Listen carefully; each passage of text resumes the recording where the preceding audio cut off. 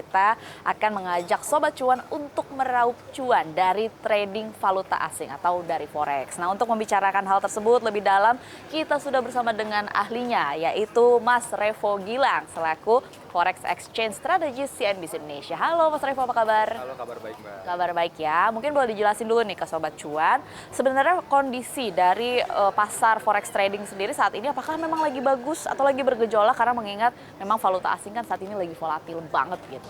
Ya, jadi kalau kita bicara pasar falas gitu ya, foreign exchange itu memang saat ini cukup volatile gitu ya, baik itu dari segi komoditasnya maupun dari pasar falas itu sendiri.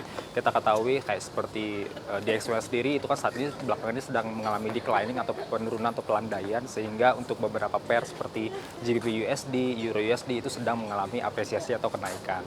Oke, berarti bisa dibilang memang ini adalah situasi yang lagi lumayan bagus ya. Yes, betul banget. Mungkin buat Sobat Cuan nih, termasuk saya salah satunya. Saat ini saya punya investasi, maksudnya berinvestasi di saham. Ada yang bilang bahwa sebenarnya Forex itu bukan investasi, tapi lebih ke trading.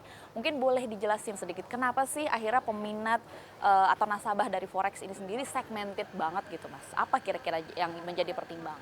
Ya, kalau kita bicara mengenai Forex sendiri, kenapa sangat segmented? Karena kita ketahui dari segi influencernya atau dari mungkin segi regulator dan sebagainya itu memang tidak sebesar di saham. Karena kalau kita bicara saham itu memang sudah settle, semua regulasi, kemudian influencer semua juga sudah settle, sudah mulai mengarah ke sana semua. Jadi sudah paparannya untuk informasi dan juga edukasi sudah memang lebih banyak, lebih mature juga kepada halayak umum gitu ya. Dan juga kalau kita bicara cara mengedukasinya itu akan lebih mudah karena kan ada perusahaannya gitu. Jadi kita membayangkannya akan lebih mudah. Sedangkan untuk Forex sendiri ini ada istilah-istilah atau diksi-diksi yang memang agak rumit kalau kita tidak langsung terjun gitu. Jadi memang harus masuk, kita melihat ini kondisinya seperti apa, kemudian terminologi-terminologi yang dipakai itu seperti apa, sehingga itu akan lebih mempermudah. Di satu sisi juga kalau kita bicara mengenai risiko untuk pasar falas sendiri memang cukup tinggi. Bahkan kalau kita compare ke saham itu akan lebih tinggi gitu. Di sini makanya high risk high return, lebih tinggi dibandingkan pasar saham itu sendiri. Oke, untuk mempertegas, berarti benar ya Mas kalau dibilang Forex itu bukan investasi, tapi trading?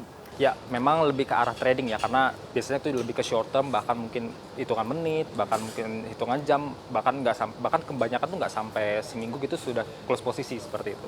Oke, buat Sobat Cuan nih, kira-kira ada yang minat mungkin mau masuk Forex, tips pertama atau paling mendasar untuk kita masuk trading di pasar valuta asing apa nih Mas Revo? Ya, untuk tips yang jelas yang perlu kita ketahui adalah kita harus tahu dulu profil risiko kita seperti apa. Jangan sampai profil risiko kita itu adalah konservatif, lalu kita masuk ke dunia Forex seperti ini, karena jatuhnya buang-buang duit jatuhnya ya, karena memang kemudian juga jantung kita juga kan tidak akan tenang. Jadi kalau kita memang profil risikonya moderat atau bahkan agresif, ini menjadi ladang cuan kita justru ya, untuk mengeruk cuan, untuk bisa kita investasikan ke instrumen investasi lainnya. Oke, step pertama untuk masuk ke Forex ya, di samping nyiapin uang ya pastinya Mas. Step pertamanya apa nih Mas? Apa yang harus dipelajari terlebih dahulu? Apakah emang kita harus langsung masuk ke teknikal gitu atau seperti apa? Ya, untuk pasar Forex yang jelas sebelum kita masuk benar-benar pakai real account, kita lebih baik pakai demo account terlebih dahulu, supaya kita juga jangan langsung deposit juga sekian besar, $100 atau $100.000, tapi kita pahami dulu volatilitas harga seperti apa, ketika ada berita atau news seperti apa, kondisi makroekonomi. Jadi semua ini juga kita harus pelajari ya. Di samping juga tadi ada Mbak sebutkan kan technical analysis juga, itu juga penting, tapi di sisi lain juga kita harus tahu kondisi makroekonomi, karena itu yang menggerakkan pasar valuta asing itu sendiri. Mengingat karena risikonya yang cukup besar, kemudian volatilitas saya juga tinggi, risikonya juga besar, simulator yang tersedia juga cukup banyak, dan itu yang harus Sobat Cuan lakukan yang pertama sebelum benar-benar mulai terjun ke trading Forex begitu ya. Oke, tadi Mas Revo sempat menyebutkan kata tenang begitu. Ini kan memang masuk konteksnya ke dalam investasi dan juga terutama trading begitu, yang membuat hati itu deg-degan begitu ya melihat volatilitas pasar global. Kira-kira tips dari Mas Revo untuk mengelola emosi dalam trading Forex? Ya, untuk di trading Forex sendiri, bahkan sebenarnya bukan di Forex saja, tapi secara emosi di dunia trading itu ada dua, yaitu fear dan juga greed.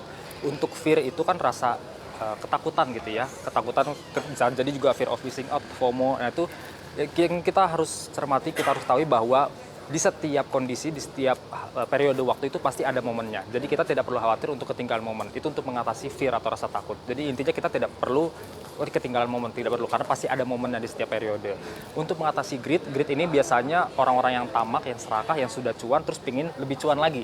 Biasanya dia menggeser take profitnya. Jadi misalkan sudah take profit 100, dia geser ke 150, geser ke 200. Nah, untuk mengatasinya cukup simpel sebetulnya, yaitu tahu istilah cukup. Jadi kalau memang target kita hari ini misalkan $100 gitu ya misalkan, ya sudah ketika sudah $100 cukup silakan kalau mau trading besoknya gitu. Ataupun kalau memang mau dipaksa trading, lotnya kecil saja, jangan besar-besar gitu. Sama seperti menghadapi kehidupan sebenarnya Mas Revo ya. Harus tahu kapan cukup, dan saham juga sebenarnya basically seperti itu gitu. Lalu kalau kita lihat kan memang saat ini bisa dibilang pasar tuh volatil, dan sebenarnya kalau yang sepemahaman saya sebenarnya ini adalah momen yang pas untuk masuk ke forex trading begitu. Tapi kalau dari Mas Revo sendiri kira-kira apakah memang melihat misalnya katakan nih kita simulasikan kalau misalnya katakan komoditas emas lagi naik, apakah memang itu langsung berpengaruh? Pertanyaan saya lebih ke apa sih yang sebenarnya harus sobat cuan perhatikan benar-benar berita, kan nggak mungkin kita baca berita semuanya gitu kan. Komoditas apa yang spesifik akan langsung berkaitan dengan forex trading?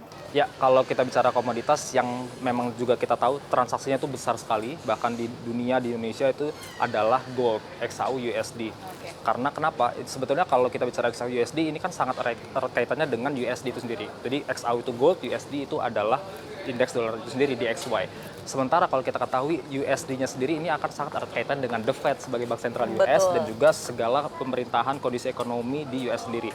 Jadi sebetulnya basically kalau kita mau trading di gold, tinggal kita perhatikan USD-nya seperti apa, bagaimana kondisi di Amerika Serikat itu seperti apa. Ketika dia memang inflasinya turun, suku bunga turun, maka berpotensi USD-nya turun, seperti itu. Nah, otomatis apa? Gold-nya berpotensi mengalami kenaikan. Itu kan hanya berbanding terbalik saja.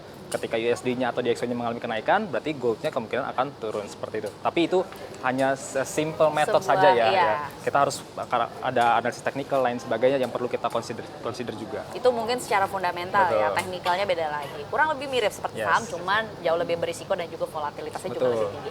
Pertanyaan terakhir Mas Revo, tips-tips secara general apa yang harus dilakukan dan harus dihindari buat para sobat cuan yang ingin atau berminat untuk menjadi nasabah forex trading? Ya, kalau untuk yang ingin berminat gitu ya, yang perlu dilakukan adalah kita harus pelajari dengan cara kita memang harus terjun langsung.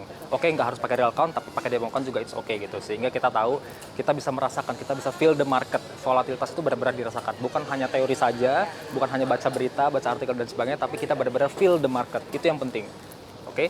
Kemudian untuk yang dihindari apa? Yaitu overload salah satunya ya. Misalkan balance kita atau equities kita misalkan cuma $100 gitu, tapi kita lotnya kebesaran gitu, mungkin 0,5 atau mungkin 1 lot gitu. Itu yang menjadi bermasalah karena nanti berpotensi akan ketika itu profit memang akan besar sekali, tapi ketika itu loss akan hanya mungkin beberapa pips saja, tapi itu sudah langsung margin call. Uang kita yang $100 ini bisa langsung habis. Jadi kita harus tahu ketika equity kita sekian, berarti porsi lotnya itu harus sekian. Itu yang harus dicermati sih, supaya kita jangan sampai overload dan MC atau margin call itu dengan cepat seperti itu.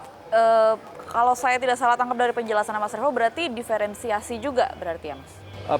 Masalah lotnya, jadi pengaturan money management dari lotnya sendiri jangan sampai juga overload.